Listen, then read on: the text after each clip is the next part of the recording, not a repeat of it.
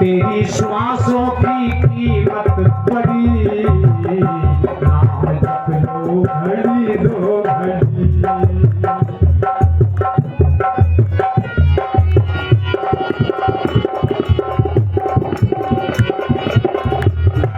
सपने बानर लंका जारी, जात धान सेना सब मारी। खर आरूढ़ नगन 10 शीशा, मुंडित सिर खंडित भुज पीसा। रावण जा रहा है गधे पे बैठकर, पर रावण का कुंड रुंड ही रुंड जा रहा है। मुंड समाप्त है, मुंड कटे के कटे पड़े हैं, 10 सिर कटे हैं, 20 भुजाएं। और जा कहां रहा है? बोले दक्षिण दिशा की ओर। मन हो लंके विभीषण, राजा बदलने वाला है। और कृष्णा ने आगे क्या कहा? ए देव बिटिया, हम तुम्हें बताएं, ये सपना में कहां पुकारी, है सत्य गए दिन। ये अभी अंधेरा है, दिन में 4 पहर होते हैं। कृष्णा बोली, आज तक जितने सपने बिटिया हमने देखे, हमारे कभी झूठे नहीं हुए। शाम तक आज दिन निकलने के बाद 4थे पहर तक ये होके रहेगा। बोले सियावर रामचंद्र। बात आई गई हो गई। जब सवेरा हुआ, रावण मंदोदरी आए, रावण भी चला गया। हनुमान जी ने मुद्रिका भी दी। हनुमान जी ने विचार किया, जब हम चले थे तो राम जी ने हमसे आग लगाने की बात नहीं की थी। हनुमान जी ने सोचा भीड़ ज्यादा थी, रघुनाथ ने कह नहीं पाया था। हमें लगता है ये त्रिष्ठा के माध्यम से राम जी हमें संदेश सुना रहे हैं कि हनुमान लंका को जला भी आना। बोलो सियावर रामचंद्र की। जैसे ही मुदरिया दी, सीता जी ने कहा दीन आशीष राम प्रिय जाना, होता ते बलशील निधान। 2 वरदान, फिर एक अधाली दूसरी। आजा रे अमर गुण निध सोते हो, करो बहुत रघुनायक छो। सीता ने, क्योंकि सीता के 2 पुत्र हैं, 2 सुत सुंदर सीता जाए, लब कुश वेद पुराण। सीता है भक्ति, भक्ति के बड़े पुत्र का नाम है अनंत बलवंत सत्य ज्ञानी संत हनुमान जी महाराज। आज सीता जी ने हनुमान जी को सुत कहा। आचार्य अमर गुण निध सुत हो। आज पुत्र मां के सामने खड़ा है। कितनी दूर से आया जानते हो? 400 कोस से। समुद्र लगा है, समय लगा है, नाश्ता नहीं मिला, लंच नहीं मिला, कोई खिलाने वाला नहीं मिला। रास्ते में 3-3 महतारी खाने वाली मिली। बोलो सियावर राम। सच्ची माँ तो वैदेही है।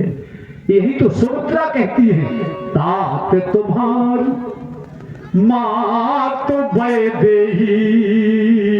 देह वाली माँ सत्य नहीं होती। देखो होती जरूर है, केवल देह वाली माँ जन्म देने वाली होती है। सच्ची माँ तो केवल वैदेही है। बोलो सियावर रामचंद्र। तात तुम्हार मात वैदेही, पिता राम सब भात स्नेही। आज देवी सीता ने, भक्ति ने अपने बड़े पुत्र ज्ञान को सुत शब्द से संबोधन किया। तो आज हनुमान जी ने कहा, माँ आज मुझे माँ मिली है बहुत दिनों के बाद। क्या? बोले सुनो माँ। बोले अतिशय भूखा। चुप। सीता जी ने ऐसी अंगुली की, चुप बात मत करना। हनुमान जी बोले, माँ हम अभी भी चुप्पी साध लेते। अगर भूखा आदमी हो तो उसी के सामने भोजन की थाली में 4-5 तरह की चटनी हो, 10-12 तरह के पापड़ हो, 10-20 तरह के अचार हो, 10-20 तरह की कचौड़ी हो, 10-20 तरह की दाल हो, 10-20 तरह की सब्जी हो, 10-20 तरह की चम्मचें हो, 10-20 तरह की कटोरी रखी हो, भूखा व्यक्ति भी हो और भूजन भी सामने हो, तो भूख कैसे सदेगी? बोलो सियावर रामचंद्र की।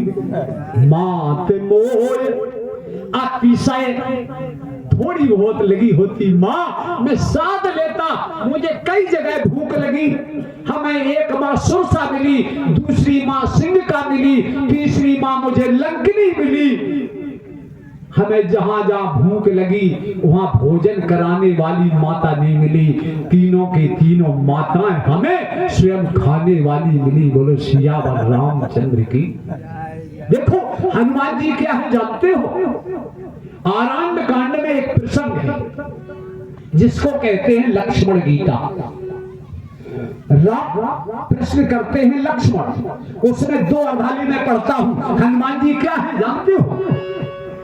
बोले ज्ञान मान जहां एक नाई, देख ब्रह्म समान सब माही। बोले कहिए तात सो, बैरागी नहीं बोले परम विरागी, तृण सम से 3 गुण।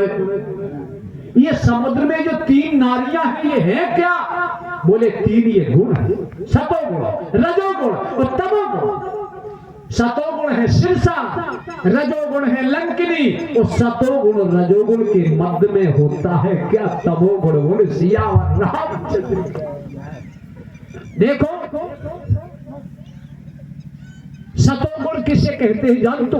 सतोगुण होती तपस्या से, सतोगुण होता दान से, कीर्ति मिलती है। रावण ने भी सत्कर्म किया, सत्कर्म से सतोगुण की वृद्धि होती है, लेकिन सतोगुण की वृद्धि होती तो है, सत्कर्म करने से कीर्ति होती है, तो कीर्ति बुरी नहीं है, लेकिन कीर्ति में सांप पैदा होता है, ये बुरा होता है। बोले सियावर रामचंद्र की। क्योंकि सुरसा नाम है इनकी माता, सतोगुणी माया है, लेकिन हम सत्कर्म करते हैं, अगर सत्कर्म का अहंकार हो गया तो फिर ये सांप पैदा होता है। बोलो सांप का मतलब ये है, एक व्यक्ति का जबार में अगर कीर्ति फैल रही है तो हम हमारी कीर्ति सदा बनी रहे, दूसरा कीर्तिमान न हो पाए क्षेत्र में, हम दूसरे की कीर्ति को मिटाने के लिए हमेशा उद्यत रहते हैं, यही सांप का पैदा होना है। बोलो सियावर रामचंद्र की। ये सतोगुणी माया और रजोगुणी माया और मध्य में है तमोगुणी माया।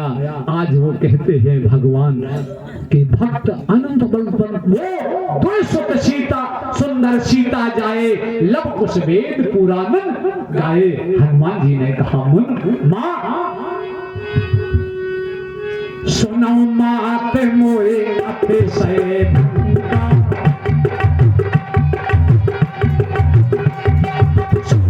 मात मोए अतिशय भूखा।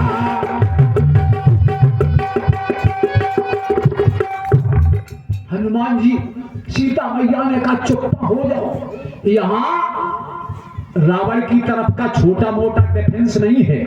मैंने मानस पीठ रामायण पढ़ी, उसमें लिखा है रावण के इस अशोक वाटिका में मंत्रियों के लड़का थे 1,25,00,000।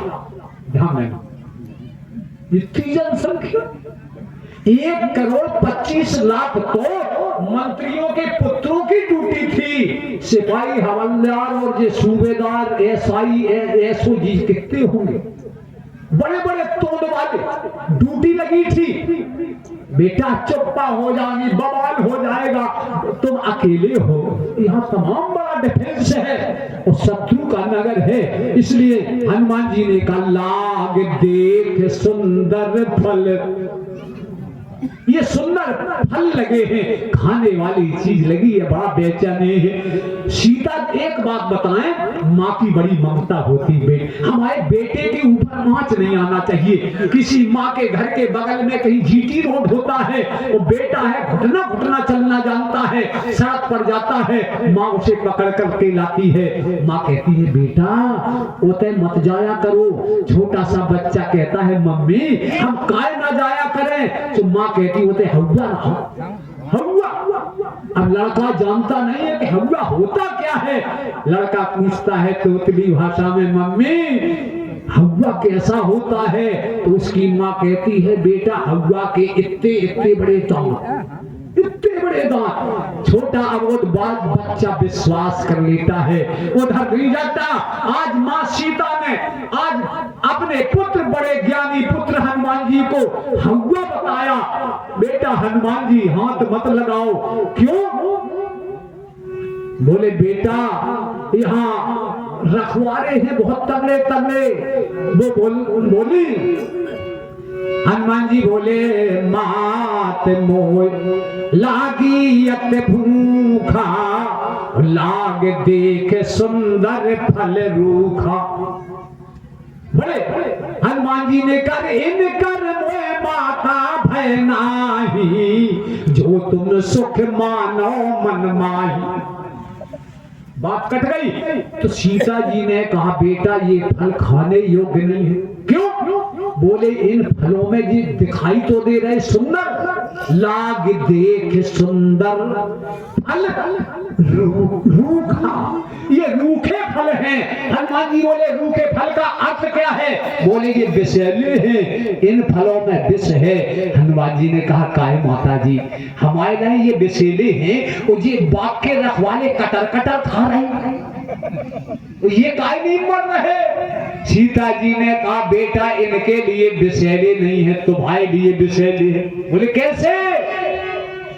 बोले जननी समय जाने परे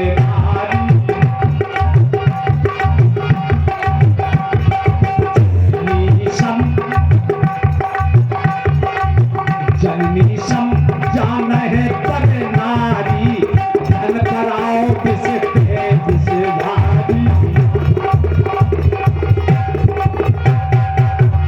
ये बेटा ये नगर है रावण का, बताइए ये तुम्हारे स्वामी का बाग नहीं है। इसलिए बेटा हनुमान ये तुम्हारे लिए ये जो है पराया बाग है, पराये फल है, पराया धन विष के बराबर होता है। हनुमान जी ने कहा माँ आपके उपाय, आपका तो कोई उपाय होगा दुनिया में। अगर किसी का बेटा भूख से मर रहा है, वो अगर भोजन विषैला ही है, तो माँ के पास बहुत तरह के उपाय होते हैं। जब बेटे को निमोनिया होता है तो पहले जमाने में थोड़ी अफीम की थोड़ी बाजरा जैसी गोली माँ देती थी। अफीम जहर है, विष है, लेकिन माँ जानती है ये है तो विष, लेकिन मेरे बेटे को बाजरा से भी छोटी गोली दी जाएगी, मेरा बेटा जिंदा हो जाएगा। मैं 3 मिनट से ज्यादा नहीं बोलूंगा, घड़ी बता रही है कि अब इजाजत नहीं, लेकिन बताओ विष कैसे दूर होगा? आज उनने कहा आप बताओ कोई उपाय हो माँ आपके पास, सुनो। तो सीता जी ने कहा बेटा एक उपाय है, ये जहरीले फल है, इनका जहर दूर हो सकता है। बोले क्या? बोले रघुपति चरण हृदय धर, तात मधुर फल। देखना और राम और लिखा क्या? सुमेर पवन सुते पावन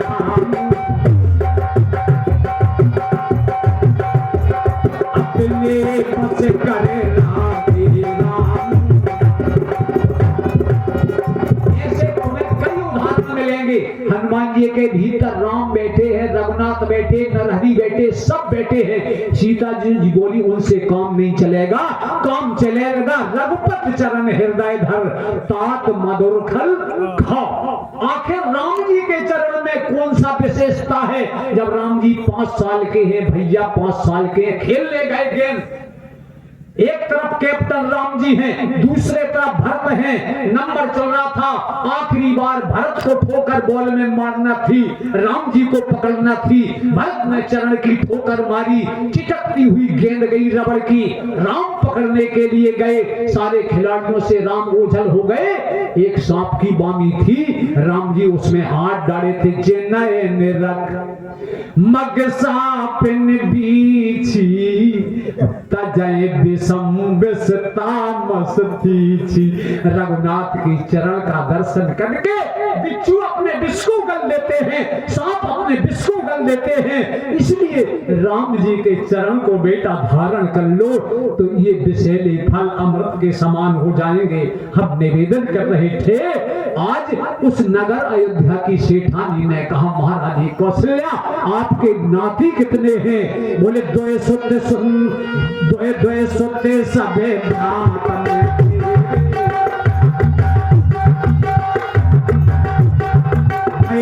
रूपे गुणे शील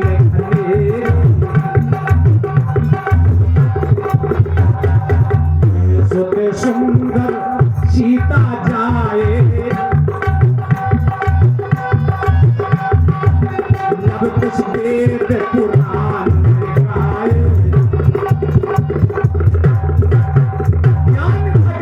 कथावाचक कहते हैं एक ही बात, बोले राम कथा सुंदर करे तारी सिया राम राम।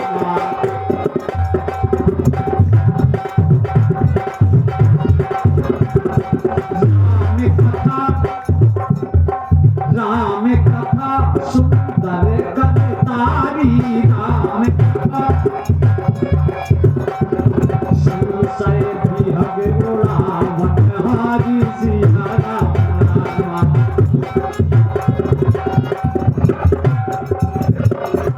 बोले सच्चिदानंद भगवान